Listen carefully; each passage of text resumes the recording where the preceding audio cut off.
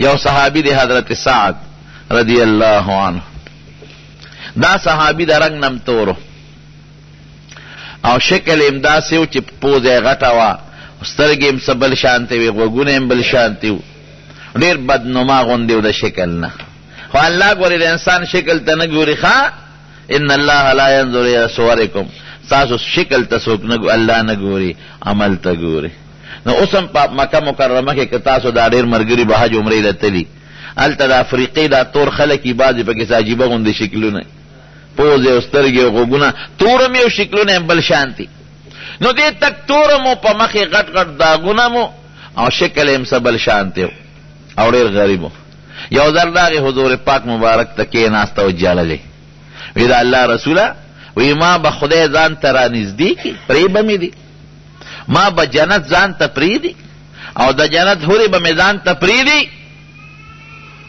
حضور پاک ورته فرمایي وی سعده که زما او د الله تابعداري دې وکړه نو خدای به دې هم ځان ته پرېږدي، رانږدې به دې کړي، او د جنت حورې به دې هم ځان ته پرېږدي او جنت به دې هم ځان ته پرېږدي. او که زما او د الله تابعداري دې ونه کړه نو نه به خدای ځان ته پرېږدي، نه حورې او نه جنت. دا ولې؟ دا جاړې ولې؟ وی صاحب وی دا شکل خو ماله الله را کړی دی، دا تور شکل او دا بل شان شکل، زما نه خلک نفرت او کرکه کوي. زه چې په یو جام اوبه وڅکم په هغې څوک اوبه نه څکي، ما سره څوک لاس نه میلاوی، څوک را سره کینی نه، څوک را سره یو دی ډوډۍ نه خوري، ما نه خلک کرکه. ماشوم بارو باسه بچې، ماشوم بارو باسه، بارو باسه، د ماشوم جاړې بارې وباسه یو کس. نو ما نه خلک په دنیا کې کرکه کوي، نو دا شکل خو ماله الله را کړی. نو زما اړه کې سودا شوه چې خدایا مخلوق را نه کرکه کوي، نفرت کوي، اسې نه چې د قیامت پر ورځ خدایا ته ما نه کرکه وکړي او وایي چې دا تور غورځوی دوزخ ته، او جنت وایي چې زه خو دې نه پرېږدم لرې کې، او د جنت حورې وایي چې دې موږ نه قبلو لرې کې. الله ویرېدم مخلوق نفرت کوي نو خدای را نفرتونه کوي، حورې او جنت نفرتونه کوي. نو ځکه جاړم څوک لور خور نه راکوي، کینی را سره څوک د لاس نه میلاوی، لور خور به سره کوي. حضور پاک او فرمایل مخه پکېږه، زما د الله تابعداري وکړه، څه به د خدای او جنت حورې هر څه به دې ځان ته نږدې کړي. وی لکه واده ته دې جوړ لکړه کېږي، وی د الله رسوله ولې مې نه کېږي، او ما له څوک لور خور چېرته راکوي. یو صحابي په مدینه شریفه کې عمرو بن وهب رضی الله عنه، هغه ډېر مالدار او لور یې پیغله وه. نبی علیہ السلام ته یې ویلي چې زما لور پیغله ده، که څوک دې پیدا کړل ولی یې ورکړه. صحابه به هم دقسې کول چې ده ته یې وویې ځه عمرو بن وهب له ورشه، د هغه لور ده ما درته درکړه، ورشه ورته ووایه. دې لاړ د هغه دروازې له دروازې او ډبونه اوله راووت، وی ستاسو نوم عمرو بن وهب دی؟ وی وی ستاسو لور پیغله شوې وه او نبي علیه السلام زه رالیږلی یم زما دپاره رمالی را. هغه چې ده ته وکتل چې د شکل ته او رنګ ته او مخ داغونه، پوز او غوږونه بل شان، وی ته لږ صبر وکړه، ښځې سره سلا کوم. ښځې ته یې لوی، ښځې راله دروازې په چوندې کې وکتل، وی سړیه ده سره خو زمونږ لور ګزاره نه شي کولی، ده سره به څنګه ګزاره کوي، سبا به زمونږ لور خپی، نو بیا به حضور پاک هم خپی. نو داسې وکړه چې حضور پاک په ته لاړ شه، ورته ووایه چې زمونږ لور له بل څوک راولېږه، مونږ ترې قربانه و لور، خو ګزاره به نه کوي. نو سبا به دې هم خپی، لور به هم خپی، بیا به حضور پاک خپی. نو دې غریب یې را رخصت کړه، لکه بیا خپه ده چې ما خو وی چې ما له څوک لور خور نه راکړي. هغه لور یې دا خبرې واورېدې، وی بیبي څه چل شوی دی؟ وی دا ستا دپاره حضور پاک یو هلک رالېږی رشتې له، خو مونږ واپس که. وی ولې مو واپس که؟ وی بچی هغه څه بل شان شکل یې دی، رنګ یې هم تور دی او شکل یې هم څه بل شانتی دی، ته ورسره ګزاره نه شې کولی. ما ته متوجه شي، ما ته متوجه شي، ته ورسره ګزاره بچی نه شې کولی. وی بیبي ولې واپس که؟ وی ډېر بل شان شکل، پوزه، غوږونه، سترګې او د رنګ نم تور او غټې غټې دانې په مخ. وی مور یې رالېږلی چا دی؟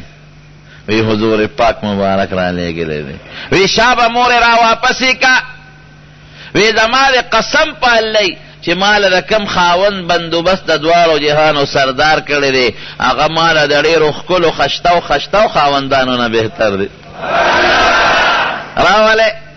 بچی مونږ خو پې خوشحاله یو مونږ خو یې ته به ګزاره نشې کولی وی زه ورسره کوم ګزاره حضور پاک را لېږلی بس را واپس یې کوي کار دی وشو زمونږ لور د سره خوشحاله ده زه نبي علیه السلام مبارک ته ووایه دی راغې خوشحاله حضور پاک مبارک ته وی چې کار وشو جي وی ښه مهر به ورکې وی صاحب مهر زه ته وایي او واده کې او مهر نه پېژنې یو څادر و د غریب هغه د پرتوب په دی لنګ کړی و ځان ته د کمیس هم نو سپلی هم نشته ټوپی هم نشته کورس هم نشته وی ښه داسې وکړه لاړ شه حضرت عثمان رضی الله عنه ته عبدالرحمن ابن عوف رضی الله عنه ته او حضرت زبیر ته دې درې واړو ته ووایه چې 200 درهم دله درکې ما ورته یاد کړه او یو صحابي ناست و وی لکه ستا خو 2 کوره دي وی یو وی دا یو د ته وبخه وی صاحب مې بخه ورته قسم دی هغې به مالونه قربانون فورا کورم شو او 600 درهم هم رالل وی داسې وکړه دا 200 درهم یې ځان له کړل تی دی د هغه څادر پلو پورې وتړه وی دا 200 درهم د ښځې مهر شو دا به هغې له ورکړي او دا 400 درهم یو څه په دې ځان لم جامې واله او ښځې لم واله او د کور کټوی سمسی هغه زمانه کې و قصه اسانه وه دا هم پې برابر کړه چې د واده بندوبست یې وکړو دې لال 200 درهم یې تې جدا پلو پورې وتړل چې دا مې د ښځې مهر شو خپلي په دې شرط نو د نبي علیه السلام مبارک ملګرتیا دې وکړي او که چا سره سامان جنګ خپل نی نو هغه دې نه ځي چې ده دا اعلان اورې نو خپه نیولی شو هغه دوباره اعلان وکړه بیا د دوکان نه لږ رابار شو چې درېم اعلان یې وکړه دې هلکې وایي چې ښه زه به واده کوم زه به د حضور پاک به د تور او د نیزو په میز کې او زه به د ښځې سره پروت یم دا چېرته کېدی شي ګوره مینه دې ته وایي لکه حضرت حنظله رضی الله عنه چې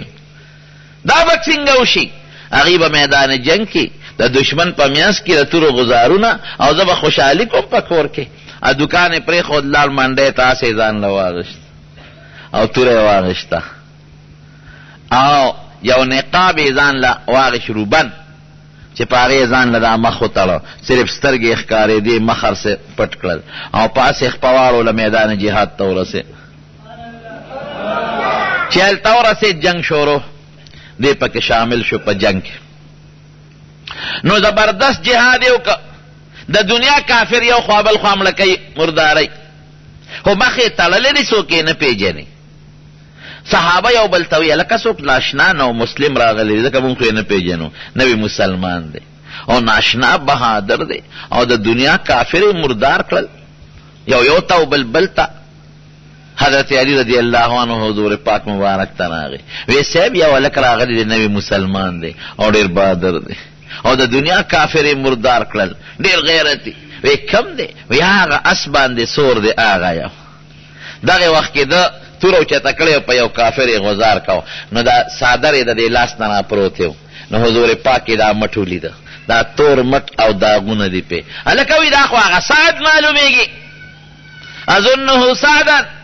دا خو هغه معلومېږي هغه سعد ته ورشه د جوړ هغه د واده انتظام پر په ځای پرېښود د جوړ په هغه پیسو دا اس او دا توره واغېښتل او میدان ته راغی تپوس ته وکړه چې هغه دی که بل څوک دی حضرت علی رضی الله عنه ورغی ورته وی نبي علیه السلام راولېږلم تپوس کوي ته هغه سعد دی سر یې وړقاو چې ومغی واپس لاړ وی د دواړو جهانو مبارک سردار هم اقه سعد دی ارس قربان کړل او هغه ښځه پاتې شوه او ارس پاتې شو او دا د جهاد له راغلی دی چې دا خبرې دوی کولې نو جنګ کې خو چې ته مړي کې ته به هم لګې دا نه چې ګنې ته به بچې د یو کافر سره مقابله راله کافر پې زورور شو دی یې په توره ووو چې ویې وو اسې هلته پرېوت د وینو شور پوړ اسې هم زخمي شو او دی د اس نه بل طرف ته پرېوت او داسې سخت ولګېد چې د وینو دا دریاب ته روان شو نبی کریم صلی الله علیه وسلم ورمنډه کړې په خپله ځان یې ور ورساو او دی یې راوچت که او د خپلې غېږ پورې ونیوه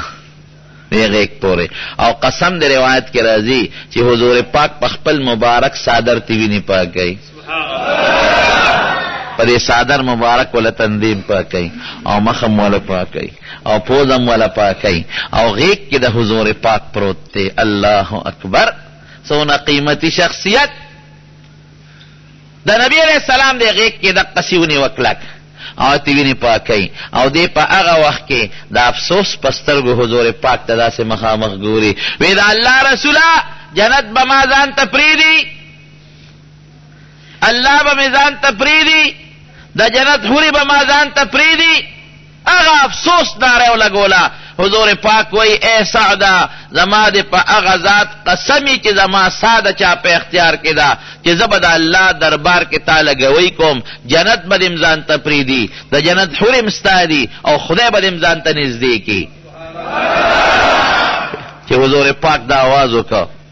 دیکھ ردی غریب نساو خاتا دا نبی علیہ السلام پا غیق کی ما تا سوک نشی خولی دا طول و حدیث و ذخیرہ گو رہے چی دا چانا دا حضور پاک پا غیق کی سانا روتے بیر دی صحابی پل بچیم دا حضور پاک غیق کی ندی وفات دا قا صحابی وفات دی دا دا دمینا محبتو. لکی دا سوچو چی مانا خو نفرت کئی خلق شکل میں بل شانتے دے. اللہ و تا دنیا کیوں خولا چی تازه دا حضور پاک غیق لرسو ستانا بسا دا حضور پاک پا غیق کیوں زی او اغا خلق چی تانا نفرت کئی گوتی در تن روڑی تانا با حضور پاک پا خپل مبارک صادر و پا خپل لاسو مخپا کئی. اللہ و تخی نبی کریم صلی اللہ علیہ وسلم چی در سو خطا نو وی خندل مخی بل طرف توارو او صحابو تیرا شدارور مچت کے چی لک طبیعت دا حضور پاک مبارک برابر شو. نو صحابو تی تپوسو که وی سیب دا خود خندا وخنو تاسو خو خندل او بیا مخ بل طرف توالو دا ولی وی چی را دا افسوس میولید او ما قسم اخوانا نوی خدای دا ما قسم رشتونی که وی ما پخپل استرگو دا جنت یو خشته رولی دا چی زما دا حوض کوثر نه جام را ڈکڑی و دل راز غلو. خوشحال شم ام خندل که شکر دے خدایا زما قسم دی رشتیا کا او ما تا دی پسترگو خول او زن کدن کی دی و تهورو خولا او زن کدن کی دی حوض کوثر و بزما پی اسکلی نو لگا حیارا لدا حوری نمخ میں بل طرف توانو رونو من دا حضور پاک دا ایمان نخدخا من دا حضور پاک وایا دا ایمان نخدخا.